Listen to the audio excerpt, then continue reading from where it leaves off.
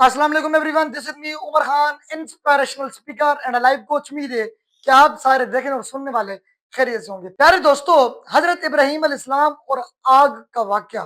हजरत इब्राहीम अलैहिस्सलाम अल्लाह के नबी थे। आपने पूरी जिंदगी लोगों को तौहीद अल्लाह की वाहदानियत की दावत दी, लेकिन उस वक्त के लोग बुतों की पूजा करते थे। जब हजरत इब्राहीम अलैहिस्सलाम ने उनके झूठे खुदाओं को तोड़ा और हक की बात की, तो बादशाह नमरूद बहुत नाराज हो गया। उसने हुक्म दिया कि हजरत इब्राहीम अलैहिस्सलाम को आग में डाल दिया जाए। तो उन्होंने बहुत बड़ी आग जलाई, इतनी बड़ी कि परिंदे भी ऊपर से नहीं गुजरते थे। हजरत इब्राहीम अलैहिस्सलाम को मुंजीनक में बंद करके आग में फेंक दिया गया, लेकिन उस लम्हे हजरत इब्राहीम अलैहिस्सलाम ने अल्लाह पर मुकम्मल यकीन रखा।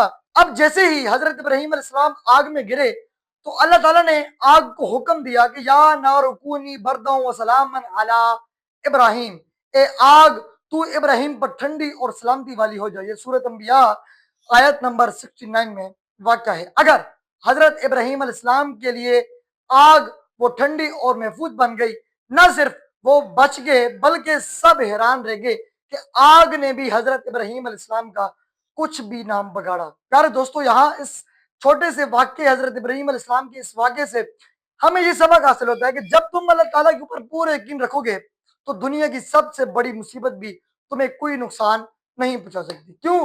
क्योंकि अल्लाह ताला के ऊपर यकीन रखना ऐसा है जैसे उस काम को आप कर चुके हैं। इसलिए कि जो भी होता है ना, अच्छे के लिए होता है। आपके लिए कुदरत ने क्या जाल बिछा रखा है कि आप सोच भी नहीं सकते। इसलिए मैं कहता हूं कि जो भी होता है ना, अच्छे के लिए होता है। तो प्यारे दोस्तों, मुसीबत में अल्लाह ताला का शुक्र अदा कीजिएगा, अल्लाह ताला के ऊपर यकीन रखिएगा, भरोसा रखिएगा।